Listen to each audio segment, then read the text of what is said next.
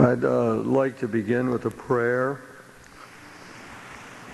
so we could remind ourselves of God's presence.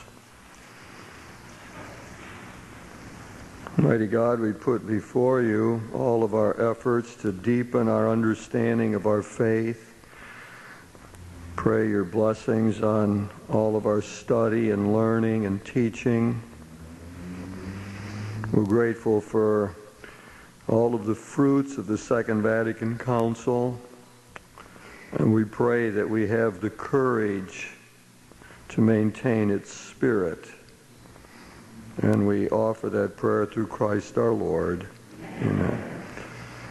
Well, I want to welcome everybody here for this series. This was actually Dr. Richard Gallardi's idea a long time ago to concentrate on the Second Vatican Council, and when I got a call from the Blade today saying that, sort of unaware of our series, was saying they wanted to think and do something about the Second Vatican Council since it was the anniversary of the beginning, I thought, well, we're on target. So I suppose the secular world as a whole will be in some ways remembering this. So the whole series is devoted to Vatican II and the years that have followed and where we have gotten to since then. And I also want to thank Ann Abott. I don't know if Ann is here, but she's responsible for getting Daniel Berrigan to be able to come, and so I'm sure you don't want to miss him. And one of the perks of holding a series ticket is that we will save you a seat for Berrigan lecture right up till 5:30, and after that you're on your own. But and then. Also, I must thank Sister Shannon Shrine because Sister Barbara Reed, who was doing the second lecture on Scripture, cannot be here. And Shannon, being the generous person that she is, quickly agreed, then wondered what she had done. Then further went and agreed to do the same topic that Barbara was doing, reminded me that I now owe her big time. So anyway, Shannon, thanks. She'll be right here next week doing the lecture, and we appreciate that. In 1966, a young priest in Tanzania wrote a letter to his bishop. And he said to his bishop, I've been here about a year now, and we've had our missions going and this structured activity and so on. And he said, as far as I can do, it produces no results. We have zero numbers of people from the Maasai tribe that I am ministering to who have decided to become Christian or who follow it out at all. And so in the letter to the bishop, he says, I'm going to adopt a wholly different strategy. I'm giving up all of that, and I'm just going to go out where the tribe is. They were a nomadic tribe. I'm just going to go there and go to small groups of that tribe and tell them the stories in the Bible and the stories about Jesus. And that is exactly what he did for the next 17 years. And he made a lot of mistakes. He went in and told the story of Adam and Eve in a garden being blessed by God. Well, the Messiah didn't like that because they hated farmers, people tending gardens. They were a nomadic group, so he dropped that story in a hurry. And then he told them the story of Abraham, how God called Abraham to go out from his land and go wander around and really search for the great high God. And he told them that that's what they needed to do, was to search for the great high God. They were believers in one God, the God who took care of the Maasai tribe. And so his strategy was to engage them in conversation about the great God. And he asked them, and the first response he got from one of the warriors, this is a tough, warlike tribe, and tough initiation rites, and those warriors were strong and courageous and brave people. And the first response, he got the question, well, tell me about God. He says, if I see God, if I meet him, I'm going to put a spear through him.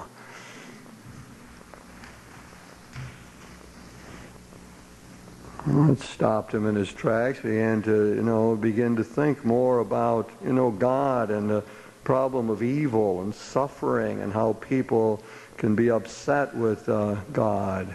Throughout all of this missionary was learning a lot how to interact with the people. But I like that story of Abraham. And then after a while, he talked about to Jesus. And he told them the stories about Jesus.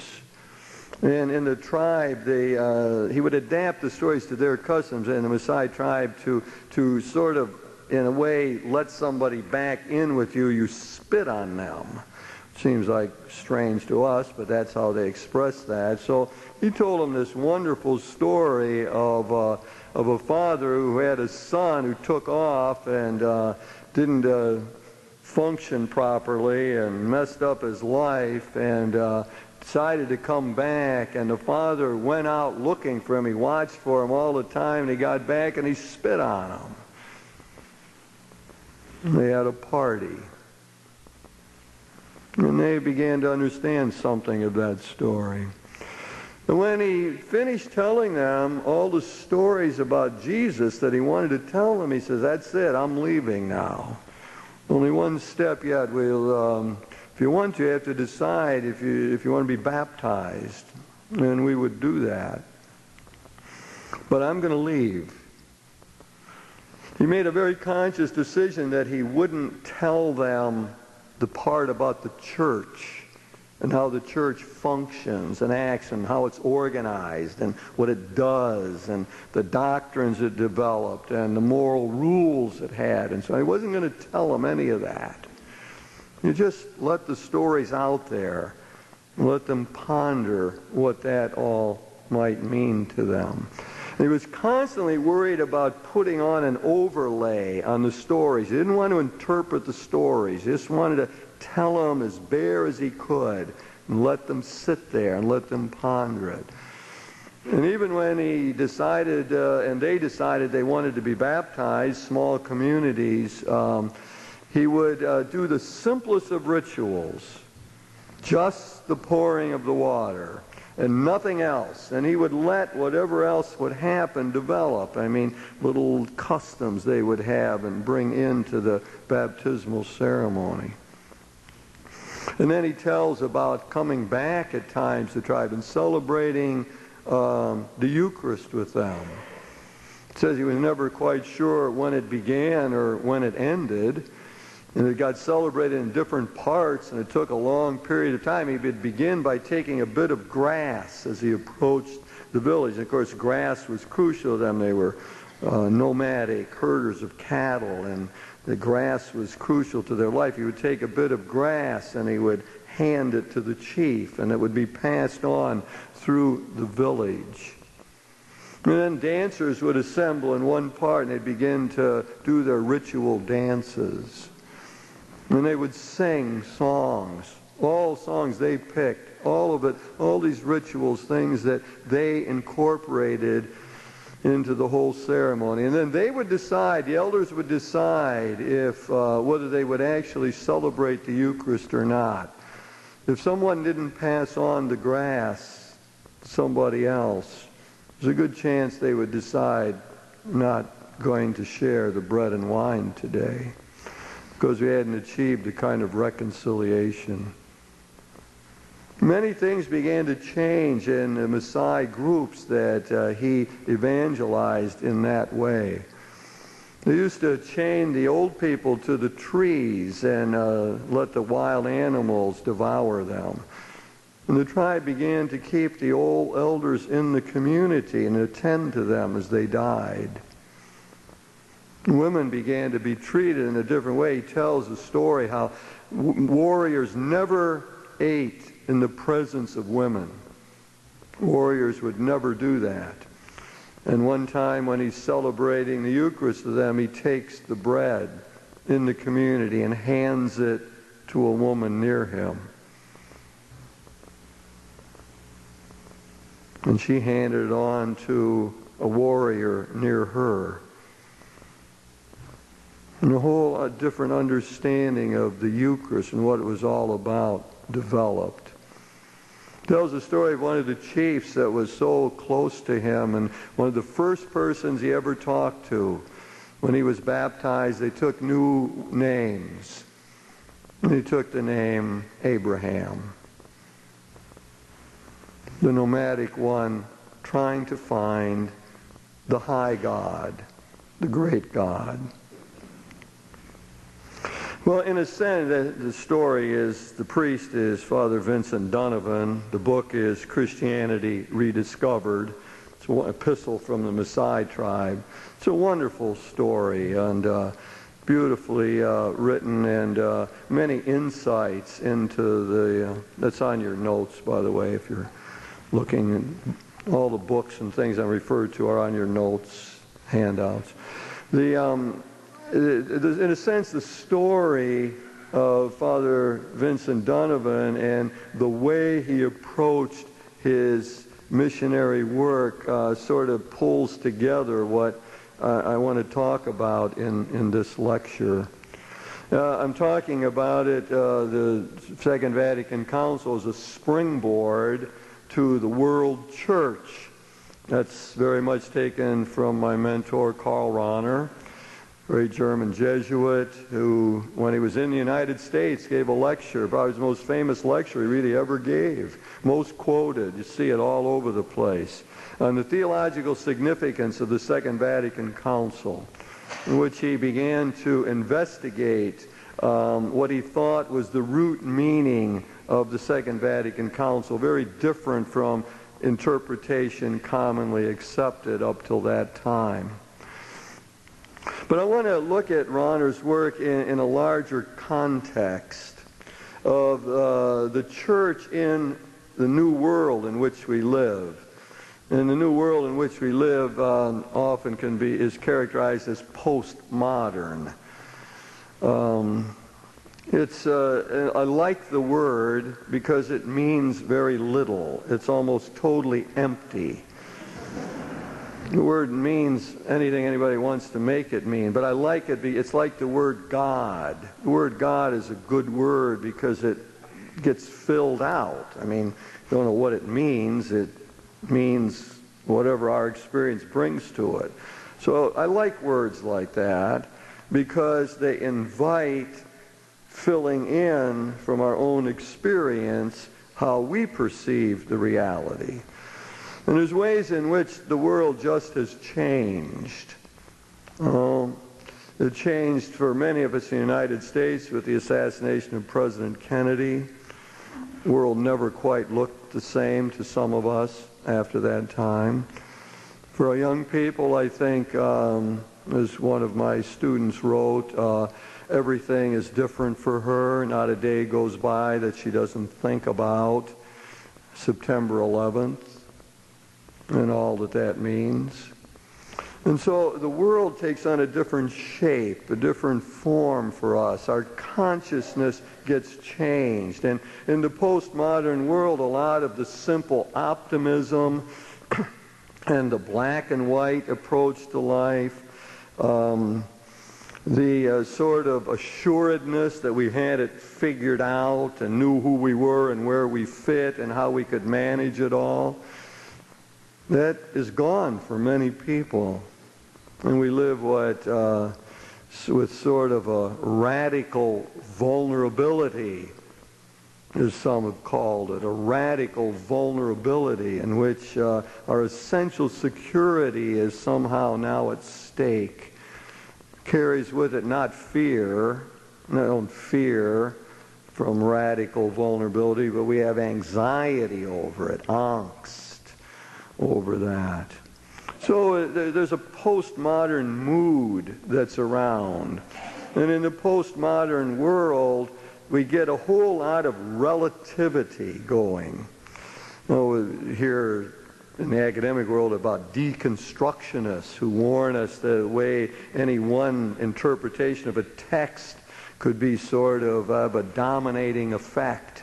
So you have to keep that open-ended on what texts actually mean, and that different people interpret in different ways. You can't set down any one meaning of that text.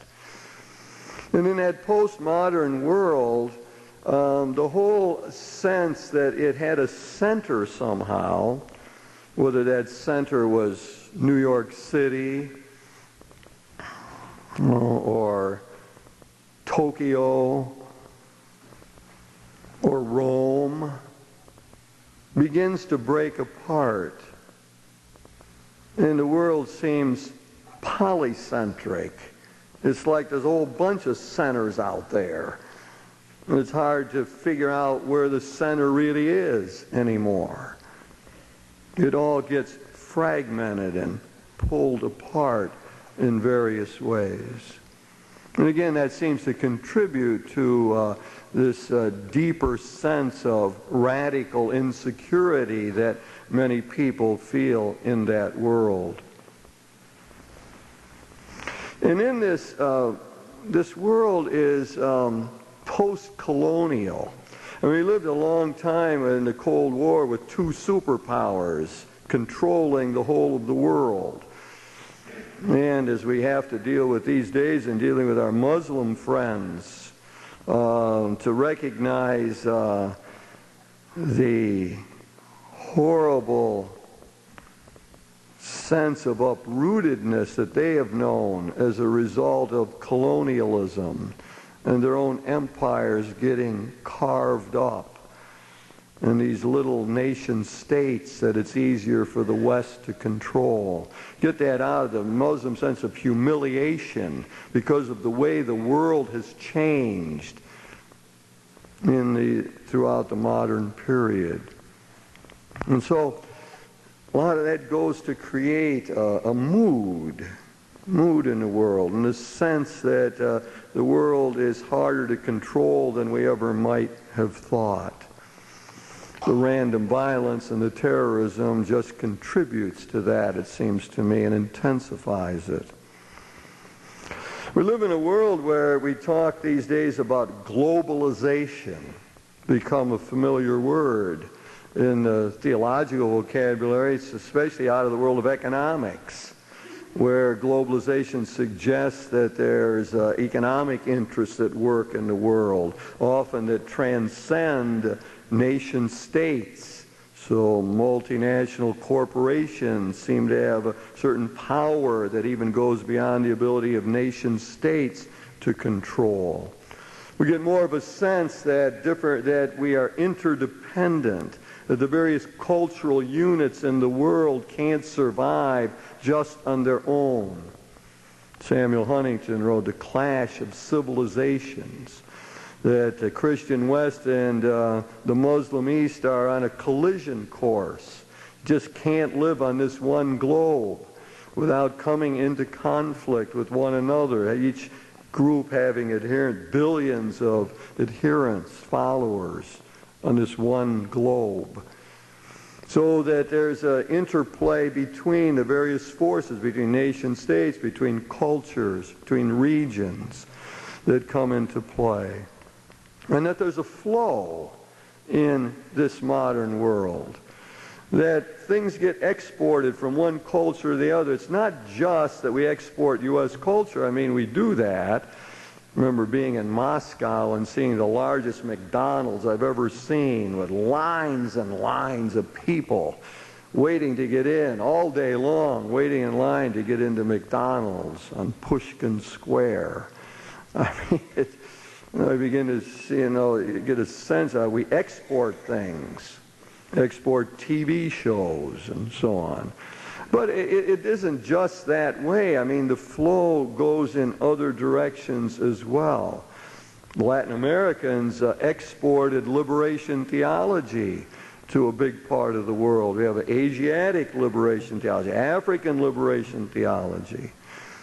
The whole question of how women are treated in our world comes into play. Even in Afghanistan, we think of that amazing movie that was done by a woman from Pakistan who went into that other world and saw how life was going in Afghanistan, and begins to create a consciousness of how women are treated all over the world.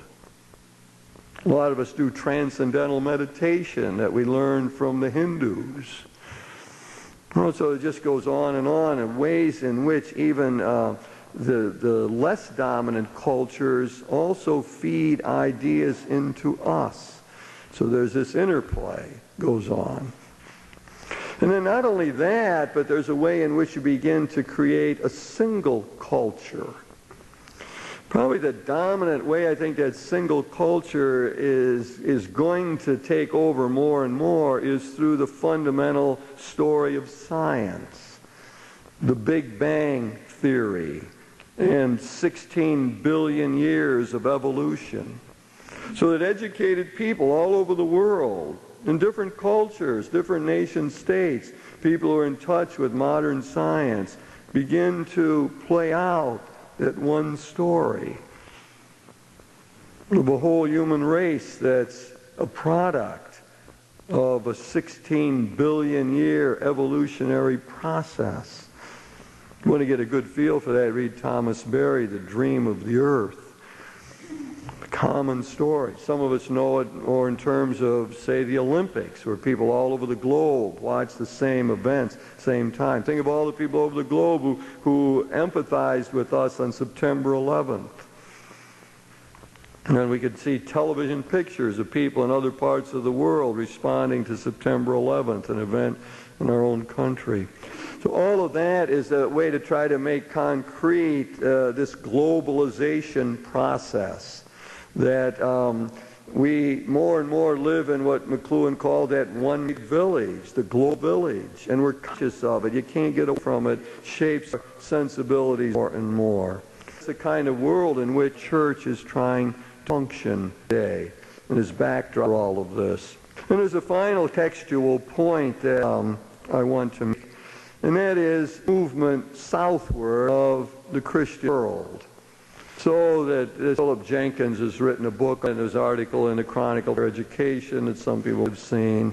And, he extrapolates numbers. I don't know how much I trust those, but he's telling us things like most, the biggest Christian grouping in the world be in Africa, 2025. And second in America. And third in Europe. And fourth, Asia. So that there is movement away from a European-centered understanding of Christianity to one that's rooted in southern cultures, southern hemisphere. He talks about a new Christendom that will be established. He thinks the linkage will come between Latin America and Africa because they have similar kinds of problems of poverty, because they have similar heritages of being a colonial rule that they're trying to overcome. Well, no idea if that's the way it's going. There's a lot of evidence to suggest that the center of Christianity, which we've always associated with Europe and with Rome and with the United States, is clearly gone. You could put it another way. Say if we had a Third Vatican Council now, the composition of the bishops there would be far different than it did in the 1960s. That's, as part of this global context that I want to then locate Karl Rahner's understanding of the Second Vatican Council. So the context of a modern world, of globalization, and of a move southward in the whole centering and predominance of Christianity itself. Well, I'm sure in this series one has to say a lot about Karl Rahner and his importance. Look back there facing baptismal font, see the great figure of Rahner, died in 1984. I love to tell the story. Rahner was a simple, humble man, and my great events in my life were in his presence, in conversation with him. I always carry with me those memories of a man volatile as could be. His anger would explode in a few seconds and quickly subside. Patient, chain smoker, couldn't drive a car. Younger guys to drive faster, pass them on the hill, pass the truck. Living on the edge, a man of total energy and vitality and immense intellectual abilities. One of the great theologians in the whole history of the church, because the great theologians do one thing: they create new paradigms, new total ways of understanding what the Christian message is all about. And you probably only got a couple handfuls of people throughout history who've created a new paradigm, a new way of understanding Christianity in relationship to the culture of the times. A paradigm that other people here say, yeah, that makes sense, or I want to study that, or that would guide me, or that would help. People like Origen and Augustine and Aquinas and Luther, Calvin, Schleiermacher, and our friend Karl Rahner. And Rahner was lived in good times. I mean, you become influential, like Augustine, so influential because nothing happened theologically for so long after him. And that his thought was there to dominate the thinking for long periods, all the way up to the time of Aquinas. So Rahner caught a break in that sense. He was around for the Second Vatican Council and had the chance to influence that great meeting. He was a peritus, an expert at the council. That was the brilliance of Pope John the 23rd. Before that, Cardinal Ottaviani had gotten a restraint on Rahner that he had to check his stuff out with the Vatican before he published it on the topics of Mary and concelebration. It was and he was always like, he made little jokes with the Pope because he was concelebrating a Mass with the Pope at the council, reminding him that some of those officials were condemned him for writing about and promoting concelebration earlier. So he had the chance to lecture to the bishops and to help in writing some of these documents, and he was, even in the minds of his critics, an immense influence on that Second Vatican Council. Not only that, but I would say that he has had immense influence on how to interpret that council afterwards. And fundamentally, what he said in that lecture here in the United States was that the standard interpretation of the council was that, well, John the 23rd was brilliant, and he saw all these movements going on, a scriptural renewal and an ecumenical movement, and new ways of doing theology, and scripture studies were flourishing. And he saw that, and he brought a council, and he brought that all to focus, all those movements. And sort of the council, therefore, is this culmination of this wonderful flowering in the 19th and 20th centuries of these great movements. And they produced 16 documents out of that sort of enshrined that great work up till that time. It was sort of a standard interpretation of the council. When Rahner gave that lecture and said he thought that was exactly the wrong way to think of the council. The Second Vatican Council wasn't the culmination of things. It was the tiny, tiny beginning of the third great era in the history of the church. Tiny, tiny beginning when the church would become conscious of the fact that it was a world church. There was always a world church in potential. It could be that. And there were times when maybe there were little hints of that in the 19th and 20th centuries. But at the Second Vatican Council, the Church officially and in a public way, in the highest level of teaching, came to understand, at least in a tiny beginning way, the Catholic Church is not tied to European culture, but it's a world church. It needs to be enculturated all over the globe. He said, interesting image, that the way the church understood, and this goes back to Vincent Donovan, the way he was trained. He was trained that what you did was you go to the Maasai tribe and you export European Christianity. You take European Christianity, it's been developed in that cultural setting, and you give it to them or impose it on them. Tell them about it. He called the church functioning as an export firm. That we've got this Christian, Europeanized Christianity, and the strategy of the church ever since the beginning was to export that, to spread it, take it around the world. Rahner recognized that this idea of the church being a world church had counter trends. I mean, he didn't think the council was just clear, yeah, we all got it together, now we're a world church, we're going to act like that, and let's get on with it. No, it was a struggle and terribly ambivalent, and there were forces there that didn't want to accept it, and there's forces today that don't want to accept it. So he talks about the Roman Curia, a centralized bureaucracy. He said harsh words for the Curia often. A centralized bureaucracy that thinks it knows better how to live Christianity and how to understand it than anybody else in the world. That wants to take a Roman understanding of what Christianity is all about and impose it on the rest of the world. It wants to create laws for the rest of the world to live by.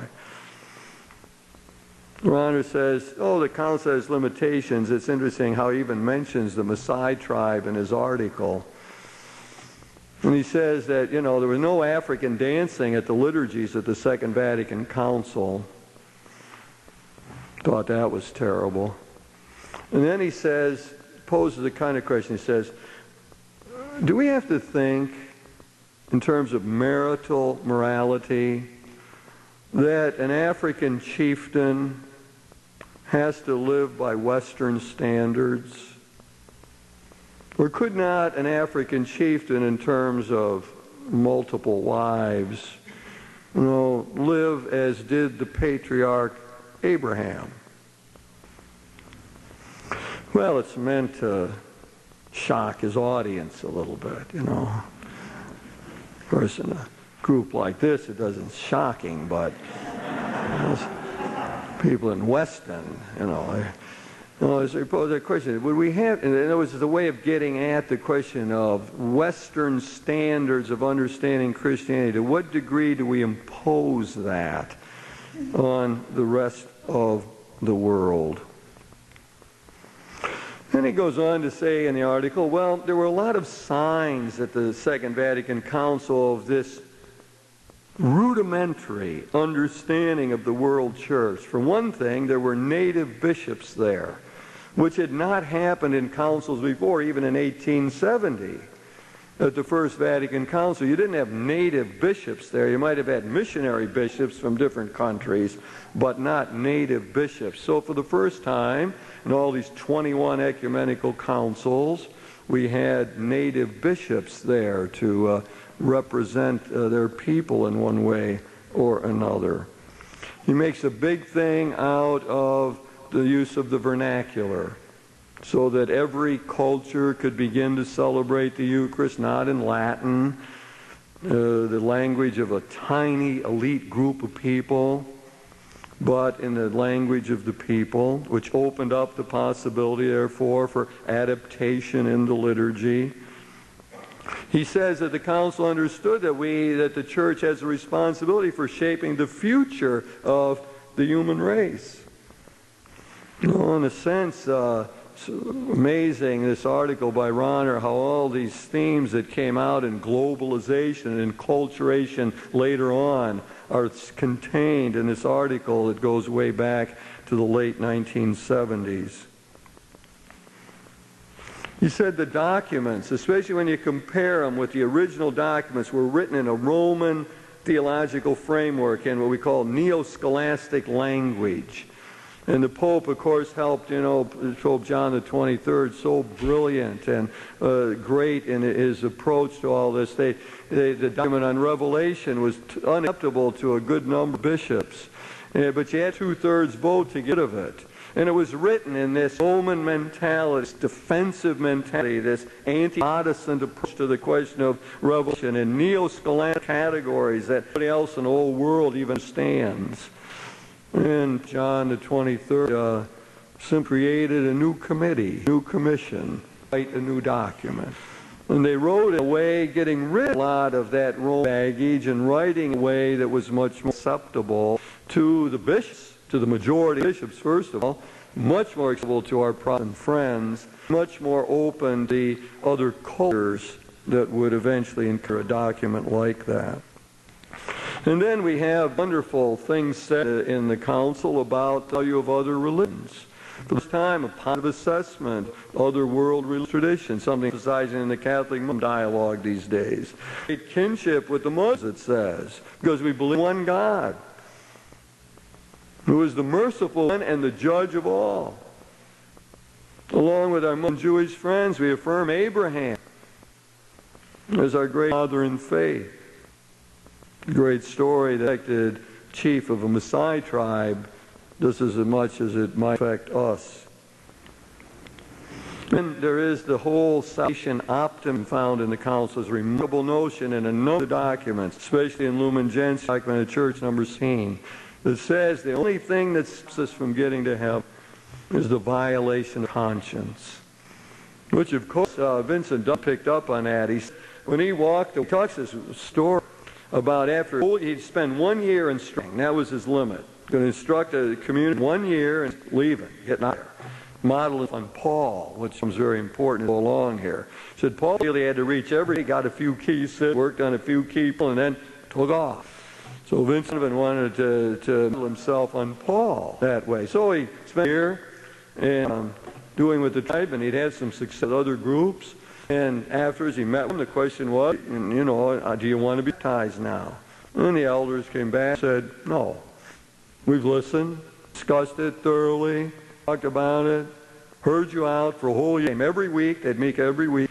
And no, we don't accept that, and we don't want to be baptized. And Vincent Donovan got up and left and didn't go back. Well, I'd say fundamentally because he had the sense that those people were in the hands of God. He wasn't walking around being afraid they're going to go to hell because I didn't pour water on them. These people follow their conscience, do the best they can. They're in the hands of God. I trust they'll be saved. Enjoy the rewards of heaven. That's what Ronner means by a salvation optimism at work in the world, and in this case, clearly in Vincent Donovan. Religious liberty was celebrated by the council, ecumenism promoted, all things that helped create this idea that we are a world church. Ronner says it's hard to figure out how to divide up church history. We got our usual ways of doing it. There's an early church, and then there was the Hellenistic period, and then the medieval church, and then the Reformation came, and so on, and there was a counter-Reformation, and we had other things happen, like the charismatic movement in the 60s, and so on. So there's a lot of ways of looking at church history, but he says he proposes another way, that there's been 3 periods in church history. First was the period of Jewish Christianity, in which the gospel was preached within the framework of Israel and two other Jews, presented in a wholly Jewish fashion. That period lasted only a few decades from at least one perspective. The early period was very short. And the second period is premier figure would be Paul. So Vincent Donovan, again, this is such interesting link-up, spends a whole lot of time in his book talking about Paul, wanting to model what he did on the Apostle Paul. Well, Paul inaugurates, in Ronner's mind, the new era, the second era. But it's not an exporting of Jewish Christianity to the Gentile world. That isn't what Paul did. He took away the distinctive Jewishness, in a sense, not totally, but he took away circumcision, the obligation to be circumcised, took away the obligations to follow the law. And what he did was bring the core message about Jesus, the Paschal mystery, the death and resurrection of Jesus. I preach Jesus and Him crucified. Simple message, just like Vincent Donovan tried to do, and then sort of let it happen. Or another image would be he planted it in pagan soil and it grew there. It's a different thing than exporting, of saying, here we got this thing here, Jesus, and we got the law and circumcision and dietary matters. Now we're going to give that to the Gentiles. That isn't what he did. He took the core, fundamental Paschal mystery, death and resurrection of Jesus, preached it, and then it began to develop in that new setting. And so Ronner says that period of history lasted all the way up till the Second Vatican Council. Oh, and what happened is Christianity got culturally identified with the European world, and later with the powerful United States. And all the way of the Christian institutions, the way we talked about the dogmas and doctrines, the way we developed an ascetical life, all grew out of that Western Christian model, influenced by Hellenistic culture, by Roman culture, by European outlooks and ways, and by the United States. So that what we ended up thinking is sort of the normative essence of Christianity is the Europeanized Christianity that we know here in this world, that we know in our own lives, growing up, what's been passed on to us. And of course we treasure that. No, it's in our bones and blood, many of us. It's the way we see the world. It's the grid through which we deal with reality. We bet our lives on that Jesus that's taught in that framework. No, it means everything to us. It's the vision of the world. It's what we're used to. It's the custom. We come here to Mass, we expect to be out in an hour. Oh. And it always runs the same way. It's in one place. Vincent Donovan, he wasn't really sure where it was taking place.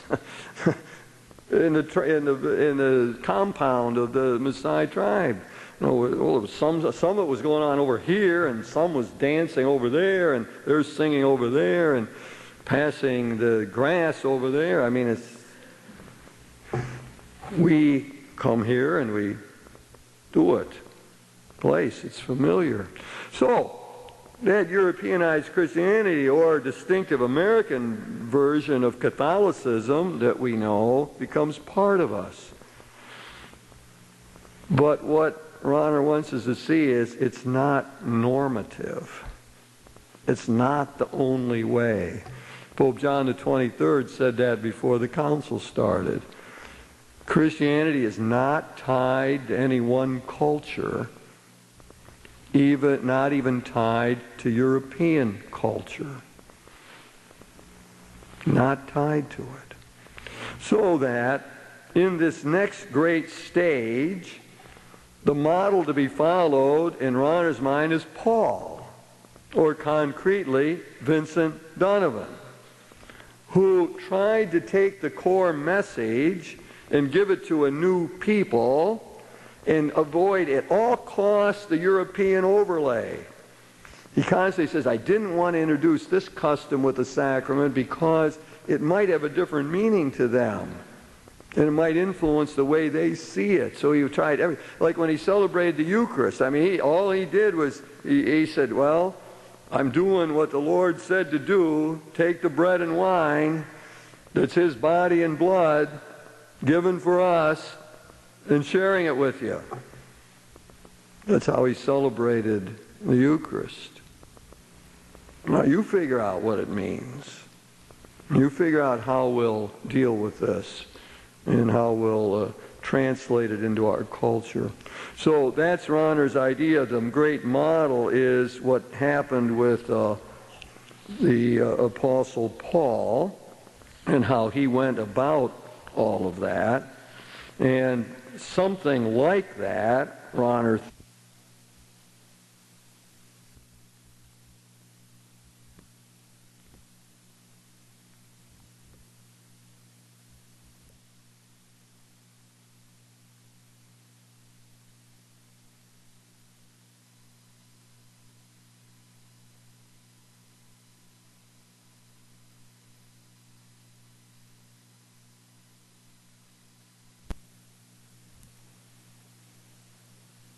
to happen in our own time.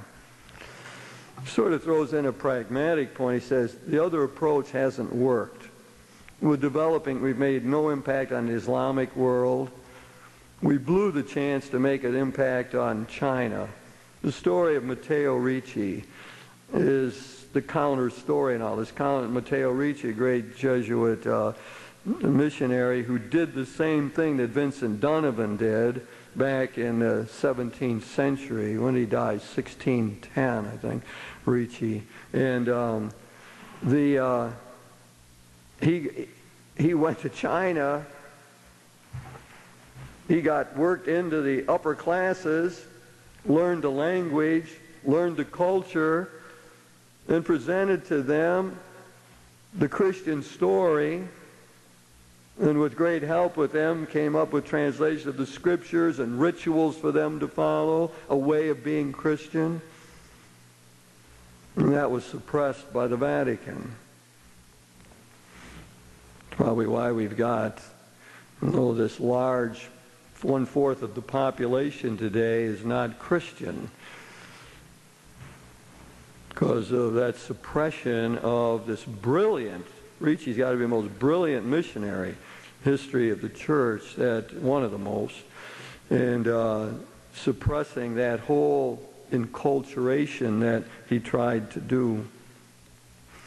So Rauner says we haven't done too well around the world, and now's the time to move forward. And he says if we're going to do that, he recognizes a great problem. And everyone probably senses this. It's what's the core? What's the core of all this? And what Rauner will say is that there is no core that's not culturally conditioned. You can't have that. There is no fundamental understanding of the faith that can be abstracted from the language it's put in, from the symbols it's expressed in, from the cultural setting that gives rise to it. You can't have that. But what he wants us to do as much as possible is to get at the core of what it's all about, what the message is. And he thinks it's vitally important that various cultures and various people try to distill that and state it for themselves. Thus, Rauner's great emphasis on short creeds. The great invitation is write your own short creed and try to get at what is the essence of the faith for you. If you teach sophomores in high school, write a short creed for sophomores. Write a short creed for collegians. Something that tries to say in their language what the essence of the faith is all about. Well, I mean, some things, it's essence of the faith has not got something to do with purgatory. Some things are pretty clear. You can't have an essence of the faith without the Paschal mystery, death and resurrection of Jesus. However it is, you're going to interpret it, talk about it. So it is a great theological problem. It needs to be worked at. But Rahner's solution to it is that all cultures try to devise a statement of that core essence of what Christianity is all about. And those various efforts then come into dialogue. You talk to one another about it. You have a conversation about what we think the core is, and how you say it, and how I say it, and how the Messiah say it. He said that will enrich all of us and help us to know how to go about all of this effort of spreading the faith. We talk about all of that under the heading these days of enculturation. Enculturation is the in term we use today. Take the faith and to let it enter into dialogue with the culture, so that there will be an interplay in which the core of the faith influences the culture, like better treatment of women in the Maasai tribe, and in which the culture begins to enrich one's understanding of the faith itself.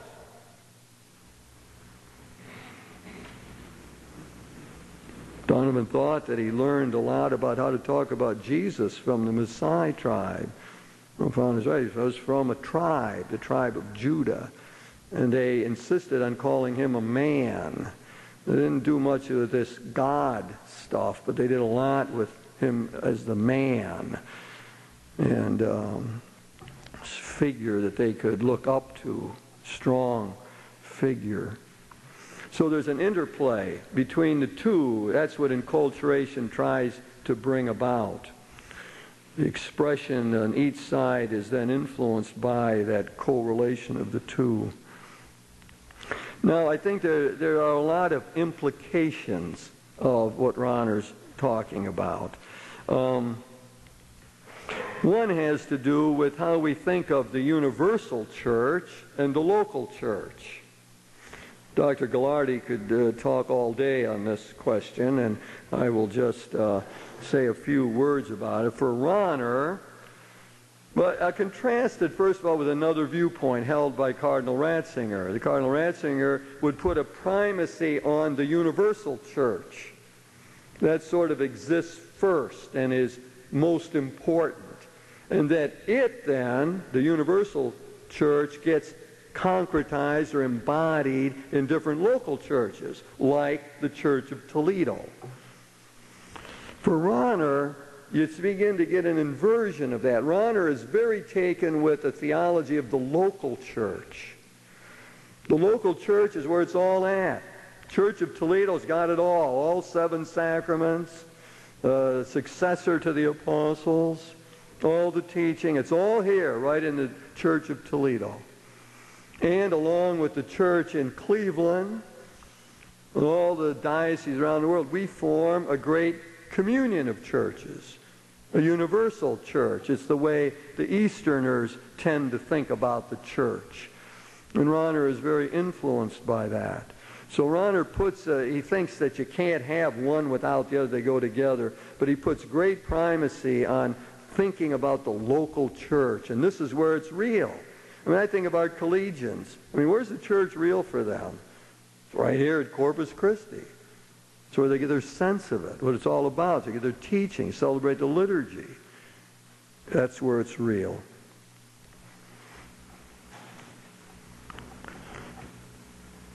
Rahner has this interesting dream that he talks about of the church. And I think I'm coupling this with some things that he told me himself. Rahner dreams of a future in which the Pope is not really all that bright, or I don't know if that's the right way to say it. Where the Pope does not think he knows the answer to everybody's question. And in his dream, he sees the Pope sitting at a round table with representatives of other religious traditions at a round table. And entering into dialogue, genuine dialogue with them, learning from them as well as offering his own insights.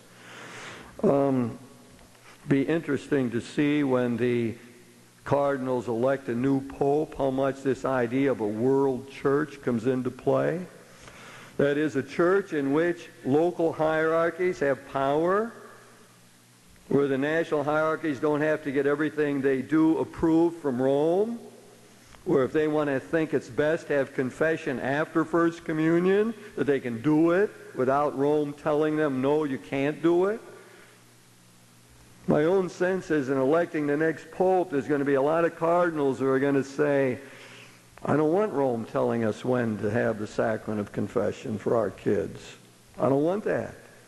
I want the power in our group to make that decision. I think the world church thing will come into play heavily when in the electing of the new pope. And we'll see greater importance given to the national conferences of bishops, I think. Greater liturgical adaptation. I mean, boy, what does the Eucharist look like in the Maasai tribe, you know? Rome did suppress that, by the way. A little addenda to the story that gives some bite to the lecture.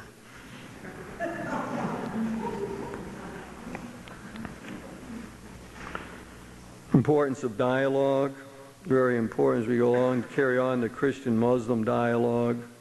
A lot of other things that we have to deal with. I think that all of this, this whole idea of the world church, greater autonomy for local churches, developing their own canon law. Rahner says that in the light of historical developments, this papacy and the actions of this curia will be seen to be totally anachronistic. That is, out of touch with the times. That attempt to centralize and control things out of Rome will be seen as simply not the way it ought to happen. And people will look back on this period as out of tune with the movement towards the world church, as a counter trend to it. Well, for people who happen to think that local autonomy is good and are for progressive reforms in the church and who want to keep the spirit of Vatican II alive, that outlook can come as good news and as a great sign of hope to keep up the struggles to work for that kind of reform in the church. So Rahner, one of his great contributions becomes this idea for the first time in history, in a tiny little way, Second Vatican Council made public and explicit what was true of Christianity from the very beginning, that it is a world religion, that this is a world church that has a message for everybody in our globe and can make an impact on every culture. Let's take our usual couple-minute break, and then we'll be present for comments, rebuttals, challenges, questions.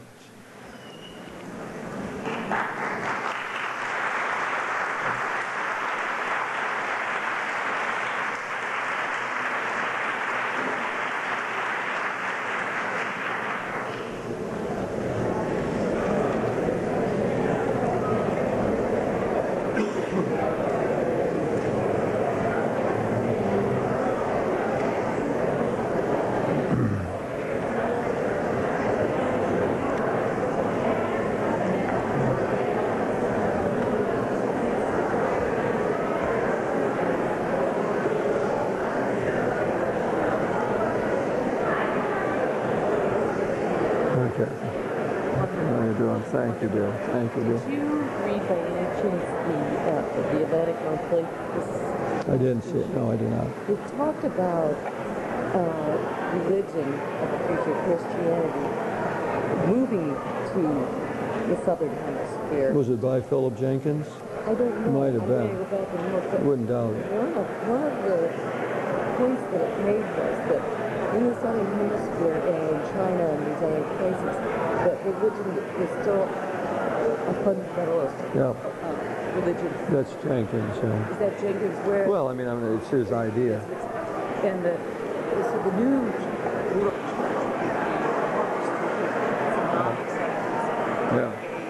Yes, more conservative. So it's more so Yeah, except if we have autonomy in developing countries. I mean, that's why you should ordain women in the United States. You can't ordain them in the Maasai tribe. That's the solution to the problem. Thank you. Thank you. Can I have your attention, please? We'll start again.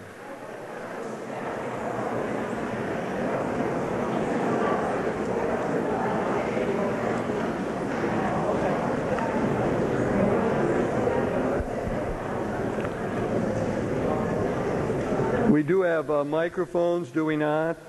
So if you raise your hand, somebody will get you a microphone.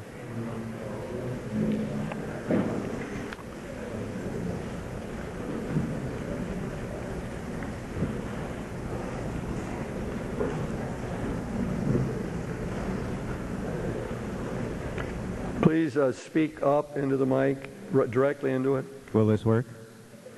Okay. You want my name? Not necessary. Okay, anyway, it's Lou Mahaly, and we're from Findlay, and thank you for a fine lecture.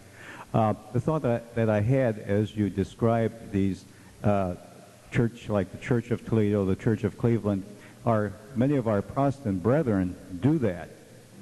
And I guess the Catholic fear might be that somehow or other we will dilute the fundamental faith if we allow this to happen. Therefore, in order to make sure everybody has the same formula, we can't let that happen.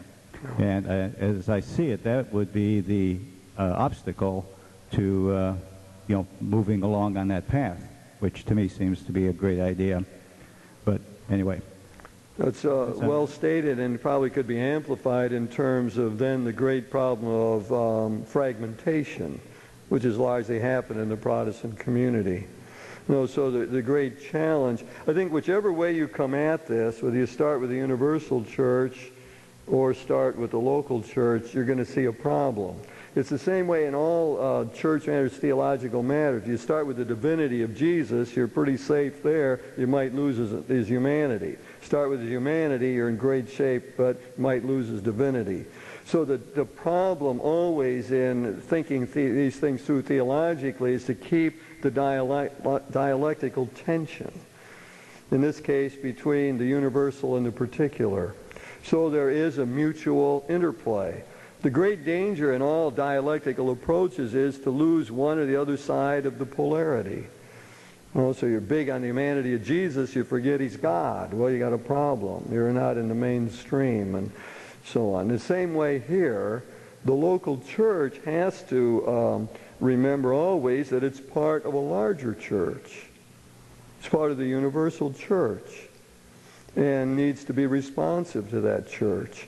And so, we're so tilted the other way that, it's hard to imagine the problem that, as you're suggesting it, but if it ever did over decades move the other way, then we'd have to hear a lot of sermons on staying in touch with Rome, You'd have to hear a lot of that.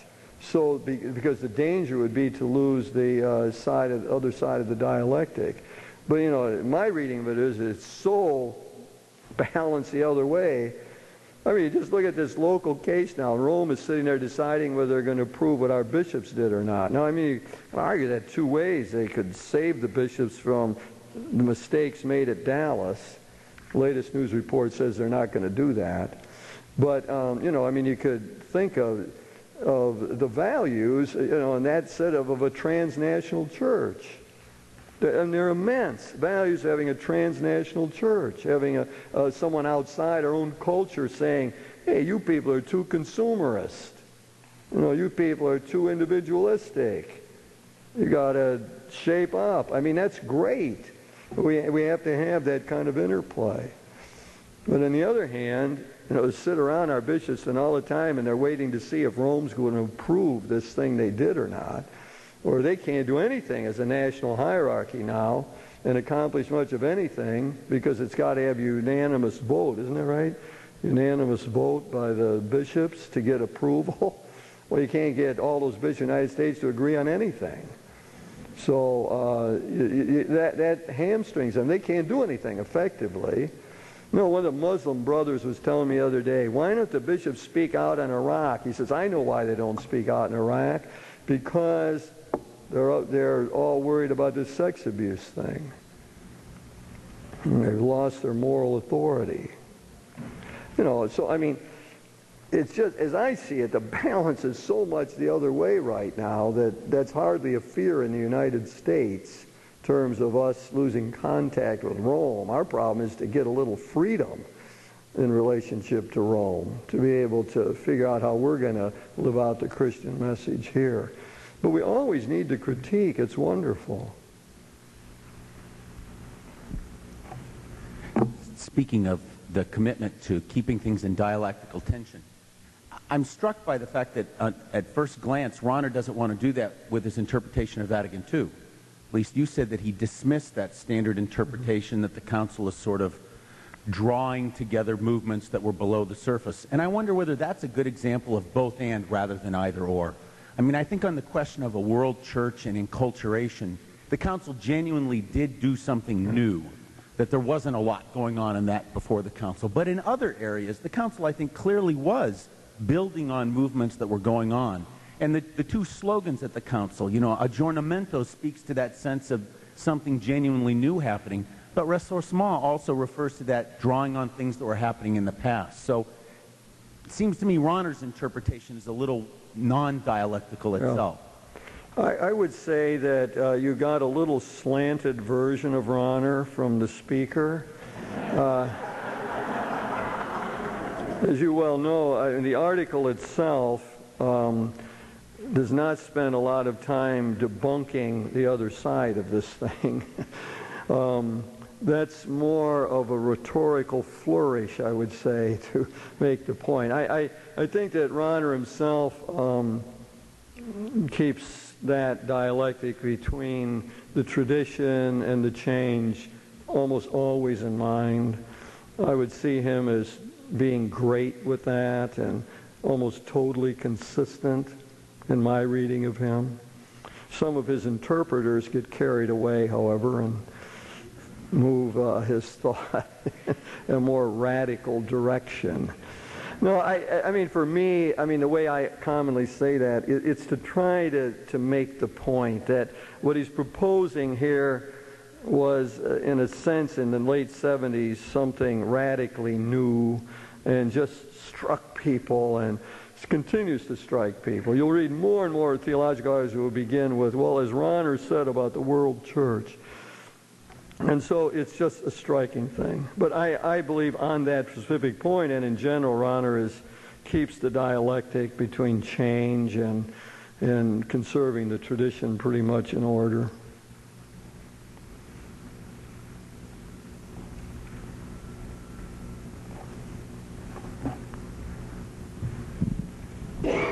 You pictured how Donovan presented the gospel and Jesus in Africa.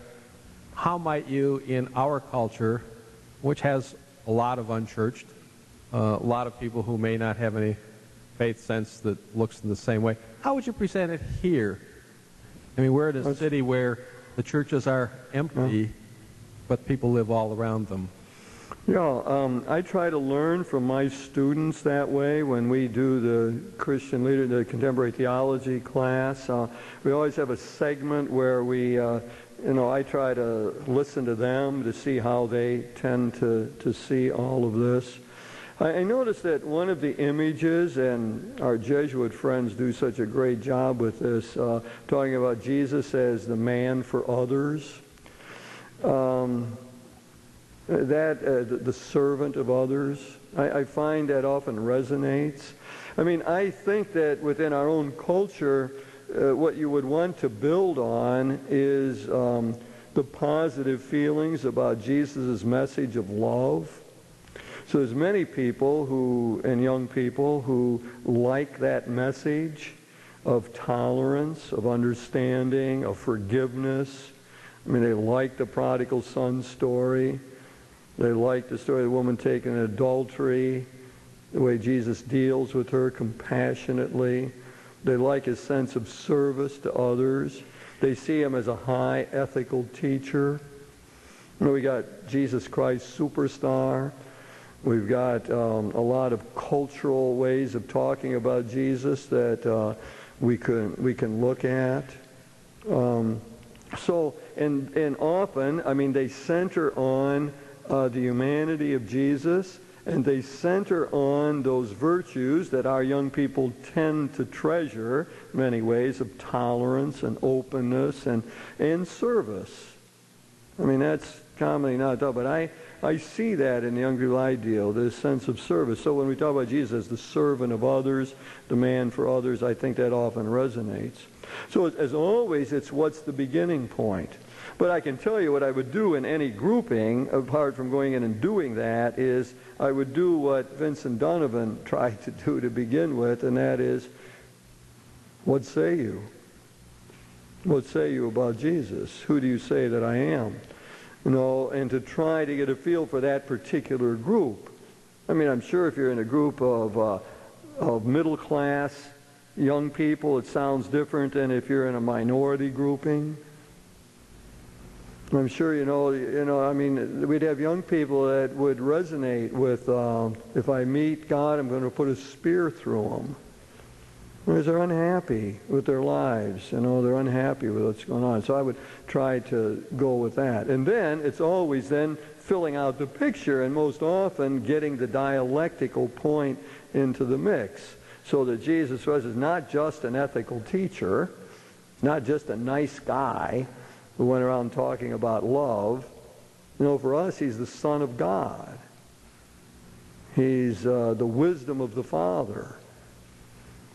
He's, he's the definitive prophet and the absolute Savior. All the ways of trying to get at the other side of the dialectic, that he's not just one more fellow walking around saying, be nice to people. And I'll tell you another way at it. There's an interesting book by Charles Taylor, a Canadian philosopher, wrote a wonderful book on the sources of the self, but he also wrote a smaller book called The Ethics of Authenticity. And he makes a big point in thinking about our young people today that there is a strong moral code among our young people to be authentic.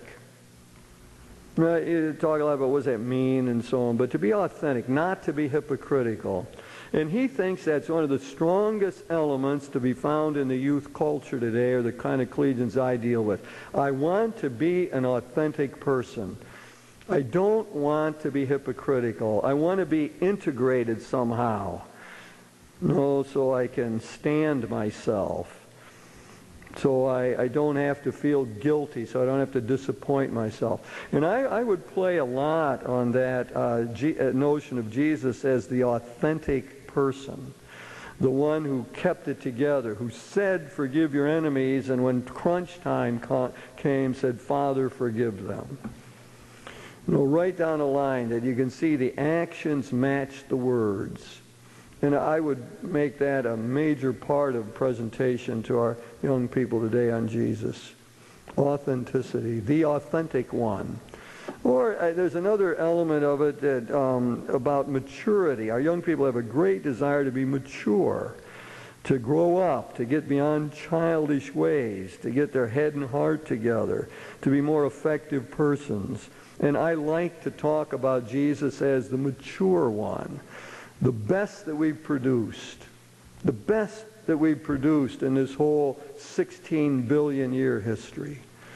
The one who had it together better than anybody else. The one who, knew what he was about more clearly and lived it out more faithfully.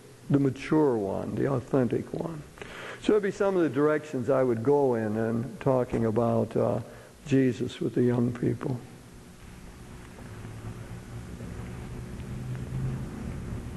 Oh, don't let me off that easily.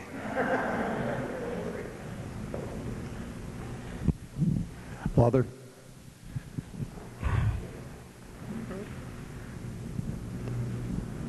when we consider the church's efforts to be sensitive to different and varied cultures. And we, as part of the European church, if you will, are not our commandments, our sacraments, our sacramentals, our icons, all subject to dismissal because they might offend another culture's sensitivities? Well, I'm presuming everyone heard you, since I did. I think the answer to that fundamentally is this pluralism of local churches, this pluralism of inculturations of the core message, and those cultures being taken seriously. Ours deserves to be taken as seriously as anybody else's, as the Maasai tribe or anybody else. We have a distinctive understanding of the Christian faith here in the United States. And we should treasure that, play it up, pass it on, give it to the next generation. It would just be the same mistake to think, well, we ought to act like the Maasai tribe does something, or the way the Southern Hemisphere is going to see it. You know, and this is going to come back to, you know, if Jenkins is right, then what comes out of the Southern Hemisphere is going to be far more conservative and commonly orthodox than we would be used to in progressive Catholic circles in the United States. That is, if some of the southern countries begin to send priests here, and that's probably what will happen, you know, we are going to, and this is not just a proposed scenario, this is happening, where the priests coming from other countries often strike the people in this country, in this culture, as being out of step with the things we've come to accept. Well, I've given talks to diocesan presbyterates, the priests in dioceses, and where the bishop will warn me ahead of time. He says, well, I got these priests from other countries, and they're really not interested in trying to understand our culture. No, they come here and they want to do it like they did it in Poland or in Nigeria or wherever else they're coming from. So, in a sense, your question, I mean, it can get broadened out to be a really difficult problem for us in the future. I mean, unless we get this priest thing straightened out, we're going to keep functioning by getting priests from the rest of the world. They're going to be the missionaries to us. We aren't going to have enough priests. We don't have enough priests now. And as I say, most dioceses that I go talk in, they all got some priests from other countries and are trying to figure out how to get them, one way or another, to be enculturated here, to be part of our own culture. So the beauty of this approach is that we treasure and value the distinctiveness of all of the incarnations of Christianity. And we learn from one another, but we don't give up what's crucial to us and what we carry and what we treasure. And that's, you know, well, I use that one example. I mean, we are heavily influenced by psychology in this country. And out of that influence, our bishops came to the outlook that it was better to have kids make their first confession after they made their first communion. That this would be pastorally a very good thing to do. And it would help them grow up more mature ways and not be so guilt-ridden. It would just be a great thing. And that's, in our culture, it's just natural because of our influence of the therapeutic culture and the world of psychology and so on. And well, Rome took that away from us. And it caused great problems. I mean, I happen to know between individual priests and their bishop. Priests who had moved in another direction. So, I mean, that's already happening where people take away what it seems to be valuable and good in the distinctive expression of American Catholicism as we know it. Got a mic? Yeah. Could you reverse the separation of the local church and Rome by organizing the church by continent for example, starting to bring about a balance by organizing the Catholic Church in Asia, Europe, United States, etc.? I think to some degree that happens. All the Asian bishops get together for an Asian conference. All the African bishops, as diverse as they are because of coming from different tribal settings and so on, get together in an African conference. Our American bishops get together. Experience of bishops in Latin America is quite different. There are times when they all get together, but the experience seems to be so distinct. So my way of organizing would be not according to geography, continental, but according to cultural regions, where cultural regions would be together. So there'd be a lot of reasons why United States and Canadian bishops could get together on particular things. And I've been involved in some of those dialogues in the past that seem to me to be quite fruitful between American and Canadians. You know, it would seem like you got quite a different cultural setting in Latin America, which would dictate them going in other directions. So, yeah, I think that's good. That would be helpful and strengthening. But the problem is you got a Roman bureaucracy that doesn't want power dispersed that way. And I believe that will be a crucial issue in the mind of the electors for the next pope. Reminder of 1776 United States. You know, I mean, when you think of our own distinctive American experience, just to springboard that, in a sense it's back to Paul's point as well, the distinctive way that our sense of the separation of church and state and of religious liberty, our constitutional form of government, worked its way into the universal church. That's a very striking story. In other words, our distinctive experience of saying, hey, it works.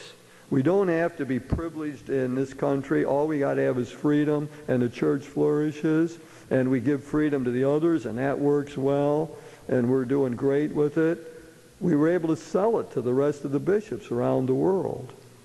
Thus, we have one of the 16 documents on religious liberty, which essentially enshrines elements of our own separation of church and state as we know it in this country. So we did take something good in our country and export it. Someone else has got the microphone. You're next.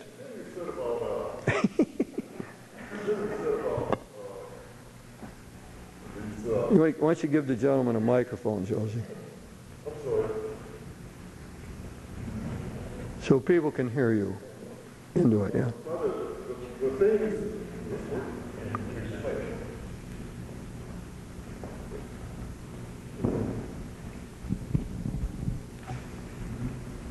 when you alluded to the fact that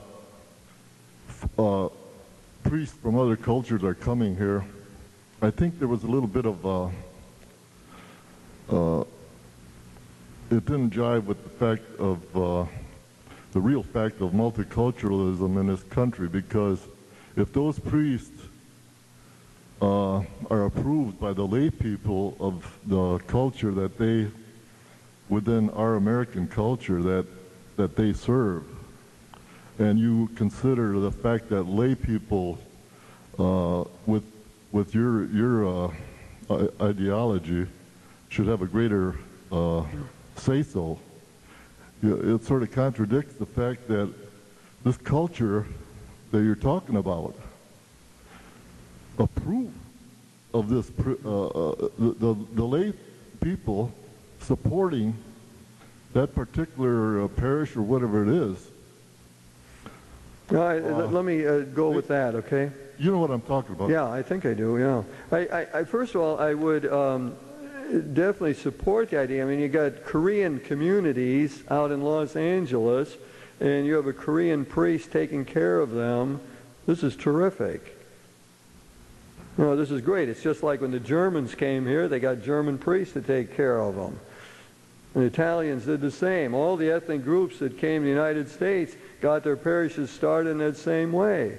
They'd look for a priest who spoke their language and understood their culture. So I'm all in favor of that. And you've got, you know, like in Los Angeles, where they speak 50 different languages or something. They need that. So I'm all in favor of that. The problem comes in if you've got a progressive suburban parish in Chicago, and you send in a priest from Nigeria who doesn't want women to be anywhere near the altar, you got a problem. That's where the problem comes in. I mean, this isn't abstract. That's what happens. So this is difficult. So the guy from Nigeria has either got to learn how women are to be treated in the United States, you know, or else he's probably doing more harm than good. Probably better off without him ministering in that parish. So that, I mean, it's just real concrete. Yeah, if you got a mix, a fit, great, go with it, and we can helps us out.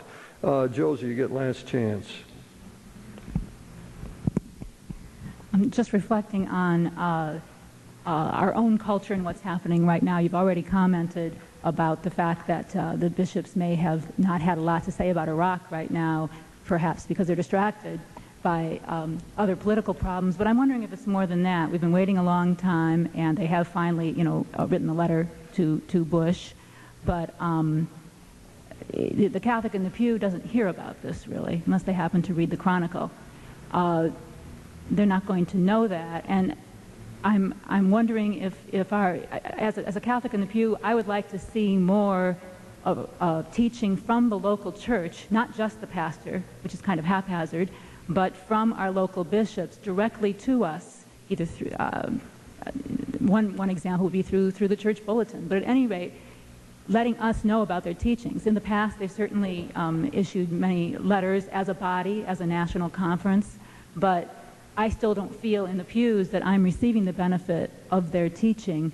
And I'm wondering if that has anything to do with their concept of being turned more toward Rome and not feel, if perhaps they don't feel their responsibility toward interpreting our culture, our culture right now of war for us. I feel like I'm on my own. Very good points you make, Josie. I would just point to the fact that we should remember that our bishops in the 1980s produced those wonderful pastoral letters on the economy and on peace. They did it with tremendous courage, with great wisdom. It was on Nightline. I mean, they got news constantly on that. Big press reports, The Time, Newsweek, on those things, because they kept rewriting the draft. Some of us were hoping they never wrote the final draft. You know, because every time they wrote it, we got a new surge of publicity, and the moral message was out there for us. So, I think that stance they took on questions of war in the peace pastoral in the 80s was probably as courageous as any national hierarchy in history that I can think of, and so they deserve a lot of credit. I mean, they stood up and took a lot of flack and put themselves in a vulnerable position. I mean, right now, you know, we got this Iraq situation is just, I don't know. I mean, I don't even know what they've said. Did they do something today or something? Or, I mean, I'm aware of almost nothing they've said about Iraq. And I mean, I think the message I'm getting from people is they're looking for it. I suspect they won't do anything, am I right, until November when they're together, if they're going to do anything on Iraq. I'm looking to Rick or Shannon. I can't imagine them coming out with a document tomorrow, but I don't know. But the timing, I mean, yeah, we need moral leadership right now. And let's face it, a lot of pastors hide behind that. I mean, if the bishops made a big statement, then we feel free to get up and say, well, the bishop said the just war calculus rules out an attack on Iraq. Then pastors are more likely to get up and say that. But to get up on our own without that cover or that, not just cover, without that teaching without that important teaching, which has greater weight, obviously, than any individual pastor or theologian has, that would be welcome. So, I mean, I think a lot of us are looking for what do we do about this Iraqi situation. I mean, we're in our parish, we got to figure out what are we going to do. We got parishioners who are ahead of us and are out writing letters, and very fine letters to Congress people and so on. So it's, I mean, our bishops have done great things. I mean, I don't want to lose the fact. In the 80s, I was proud of them. They were great. They were courageous. They were wise. And they made good distinctions. Those were great letters. And I think a lot of us are looking for it now. Can they mobilize now? It's commonly said. I've heard bishops personally tell me this. There is a vacuum of leadership. I mean, we don't have a Cardinal Bernardine who can really take the lead in that and make that happen. We don't have that. I always said when Bernardine died, he was irreplaceable. I mean, no one's irreplaceable, but he was in terms of he had power, he had wisdom, was a great spiritual person, you know, and he was willing to speak out. I mean, he had a platform. I mean, Bishop Untner in Saginaw might want to say something, but no one's going to listen to him like they did. We have to go. You had your chance. Thank you.